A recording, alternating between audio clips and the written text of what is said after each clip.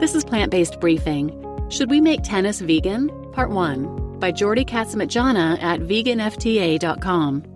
And I'm Marian Erickson, your host. I'm a voiceover artist who turned plant-based and then vegan upon further research, and then created this podcast as a way to share information about plant-based and vegan lifestyles. I narrate with permission a variety of articles in about 10 minutes or less every weekday. And today's article is a bit longer than that, so I've split it into 2 parts. I'm reading part 1 today and part 2 tomorrow.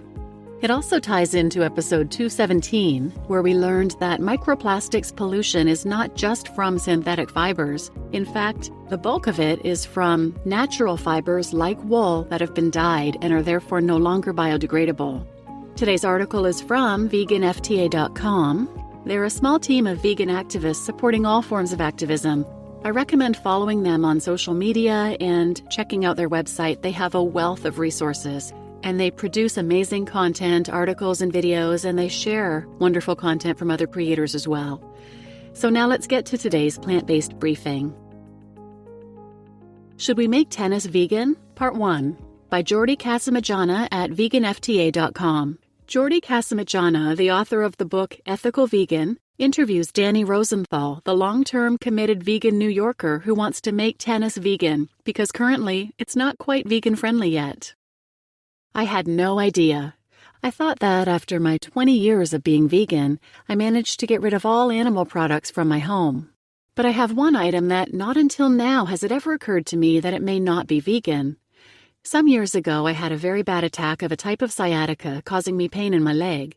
Since then, I've been able to prevent further attacks by doing daily stretching and by applying pressure to the piriformis muscle in my gluteal region, also known as my bum, when I feel pain building up. The best way to do that is by using a tennis ball. You lay on the floor, put the ball where the muscle is, and lean on top. After a few minutes of increased pain doing this, normally the pain goes away as the muscle warms up and blood gets to it, healing it. I found the ball at my local park in London, undoubtedly lost in a human and dog bring me the ball game. It looked quite intact and clean, so I decided to take it home and use it for my exercises, remembering my chiropractor's advice.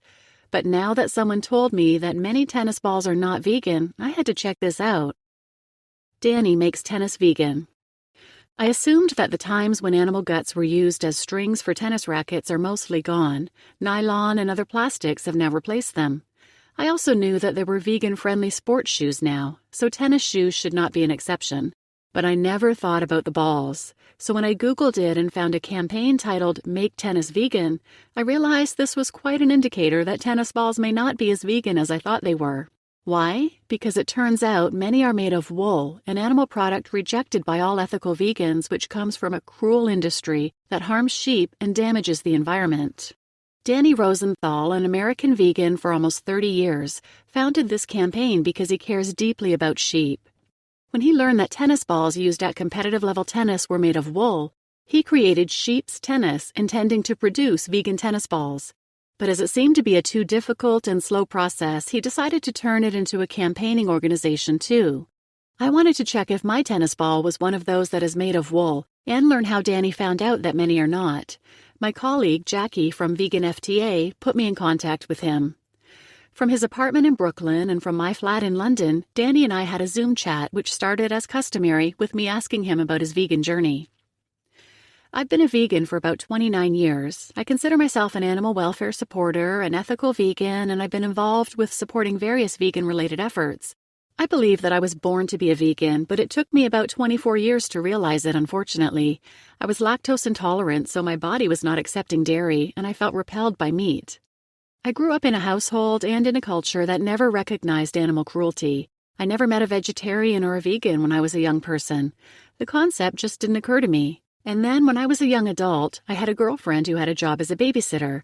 She told me that the mother of the child that she was caring for was a vegetarian. She took a little moment to think about it and said, "I'm a vegetarian too." I took about a day to think about it myself, and I said, "You know what? I'm a vegetarian too." I had this clear understanding of why I felt this way about me and animal food all these years, but I just had never quite made the connection. Once the connection was clear, there was no way I was ever going to retreat. And so I was vegetarian for a year, after which I became vegan, about 1991. And in all the years since, I've just become increasingly committed to it. I asked Danny about his tennis credentials, too. I'm also a tennis fanatic, so I play tennis. I'm a teaching professional and I'm a coach. I play competitively, but not at the professional level.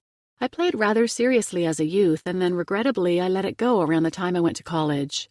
But it was a passion that was always simmering with me, and I always had an idea that I wanted to return to it. And then, about 7 or 8 years ago, I re-encountered the sport as my kids were getting into their teen years, so I found myself with a little bit more discretionary time. I started a club, and then I started playing competitively. I'm involved almost daily with something related to tennis, either playing, teaching, or coaching. And I'm also on the board of a couple tennis organizations. One is involved with bringing tennis to low-income youth. I'm really interested in expanding access to the game, disabusing the idea that the game is for white affluent people. I'm really interested in universalizing the game. The disappointing discovery. No matter how long you've been a vegan, you will continue to experience the disappointment of discovering that something you've been using for years isn't vegan after all. Sometimes it is just a matter of interpretation regarding what makes a product vegan enough for you, such as if the company producing it was taken over by another non-vegan company, or you discovered it is testing on animals in some circumstances you didn't know about. But other times is unequivocal, if there is a clear animal product in it, such as honey, whey, or wool. When that happens, you have 3 options. Continue using the product reluctantly if you feel you need it and there are no vegan-friendly alternatives for you. Stop using it altogether and move on, or attempt to make the product vegan by either contacting the manufacturer or starting a campaign. Danny also had these 3 options when he made his hugely disappointing discovery. It was actually initially related to tennis shoes. About every 6 months, I go to a sporting goods store in New York City called Paragon. It's one of the major sporting goods stores around. They have a very large selection of athletic shoes, so I go to the sneaker section, and I typically would say, "Show me your non-leather shoes," and I would just pick out one of them, typically whatever was the least expensive. For whatever reason, one time about 3 years ago, I said, "What tennis shoes do you have that are vegan?" Instead of non-leather, I used the term vegan, and the salesperson was surprisingly knowledgeable about it, and he kind of smirked at me and said, "None of them are vegan." And I got very upset, and I said, "What do you mean? I've been buying non-leather shoes here for years." And he was like, "Yeah, they're non-leather, but there are animal products in the adhesive and the dyes." And that was very distressing for me. I went on a mad research effort to try to identify entirely vegan shoes. I finally did, not because they were purposefully made vegan or marketed as vegan, but I was able to go through with back channels through somebody I know who's in the industry to identify a pair of Fila shoes that don't use any animal products. And I got that verified through the company. I was satisfied, but along the way it occurred to me, what about the balls? The balls must contain adhesives as well. So with dread in my heart, I went and researched that, and I found out it was much worse than I imagined. The covering contained wool, so that set off an alarm for me. The problem was worse than I had anticipated, and I was really very upset. I considered quitting the sport that I love. My wife, who's also vegan, seeing how upset I was, said, "Don't quit tennis. You can't quit tennis, but do something about it." I said, "Of course, you're right." I decided to take it up as a project.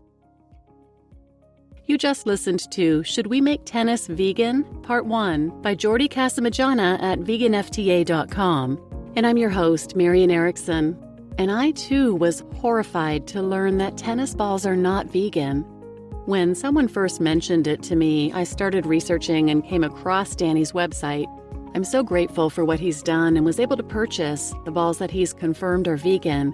Unfortunately, they are the lower-end balls, not really suitable for competitive play. And the majority of balls, by far, are not vegan. And there's something like 350 million tennis balls produced every year.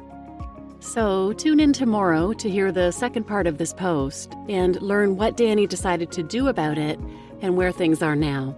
And please share this episode with anyone who might benefit, and thanks for listening.